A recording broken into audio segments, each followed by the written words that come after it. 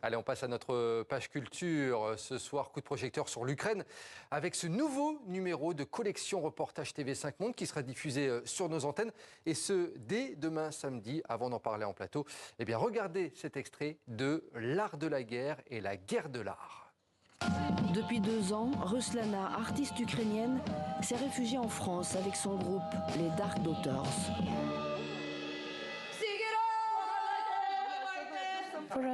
Pour nous, c'est important que les gens entendent de l'ukrainien, pas du russe.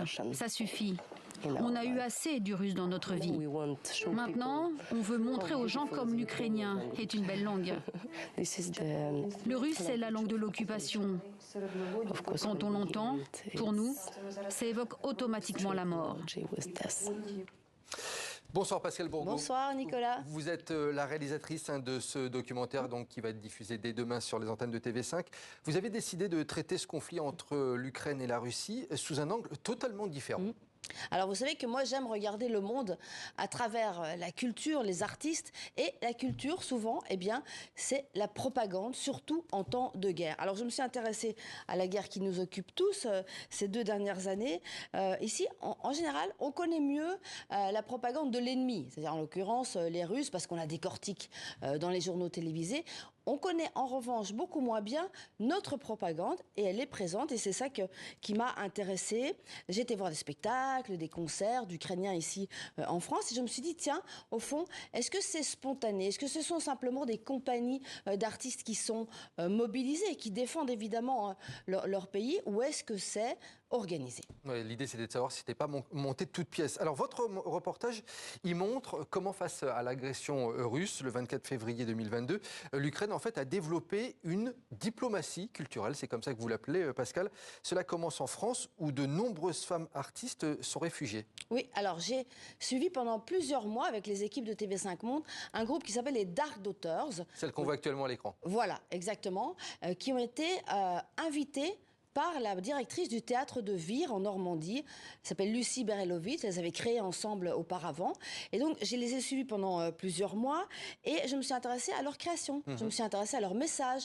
Qu'est-ce qu'elles ont envie? Parce qu'il faut bien évidemment s'imaginer que quand on vit dans un pays en guerre, il n'y a plus d'art, il n'y a plus de théâtre. Donc, c'était la seule manière pour elles de continuer à créer. Et je me suis intéressée à ce qu'elles voulaient créer et comment elles le créaient. Par exemple, un des spectacles qu'elles avaient créé auparavant, qui est Antigone, tout était en russe. Et là, elles ont tout traduit en ukrainien. Pourquoi? Eh bien, parce que la langue, évidemment, est devenue un enjeu d'identité nationale, un enjeu de sécurité nationale au moment où les Russes disent bah, « vous n'existez pas, les Ukrainiens, vous faites partie ». La langue est très importante. Voilà. Ouais. Dans ce conflit. Dans ce spectacle, il y a aussi des artistes hommes.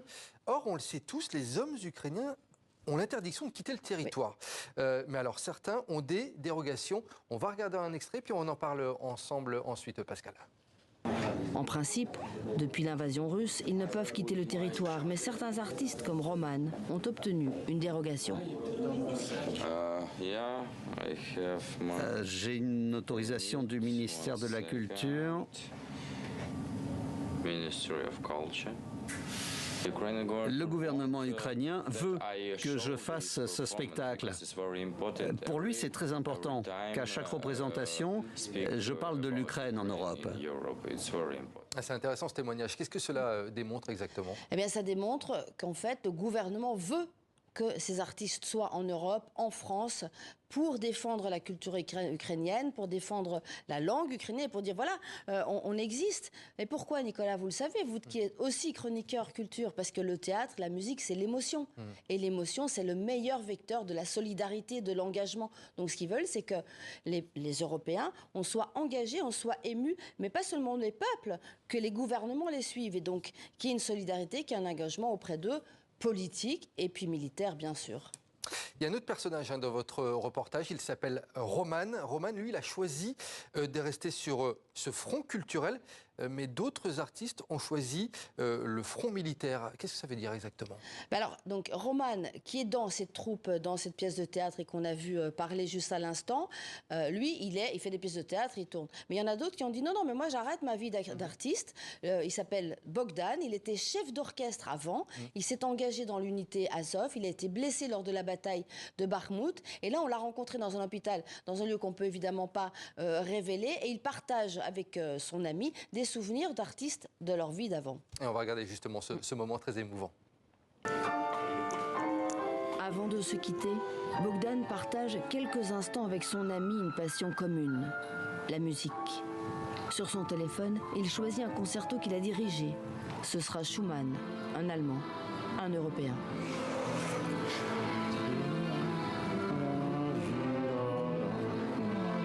Le voici Bogdan en chef d'orchestre. C'était à Kiev, il y a 5 ans, bien avant la guerre.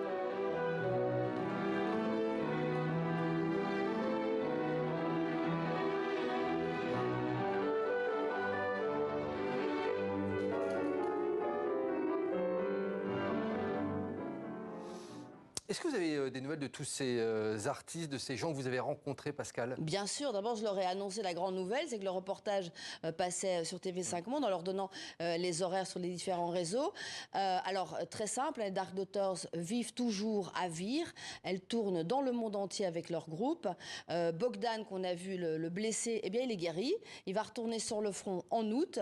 Et le dernier Roman, eh bien il sera à Avignon, au Festival d'Avignon, avec une nouvelle pièce. Plusieurs destins différents, effectivement, pour tous ces personnages. C'est un reportage à retrouver donc sur l'antenne de TV5 Monde dès demain, 17h30 en France, Belgique, Suisse et Monaco. Il y aura plein d'autres diffusions après sur les autres réseaux. Ça s'appelle L'Art de la guerre et la guerre de l'art. Merci beaucoup, Pascal Bordeaux, d'être venu nous présenter donc ce nouveau numéro de Collection Reportage.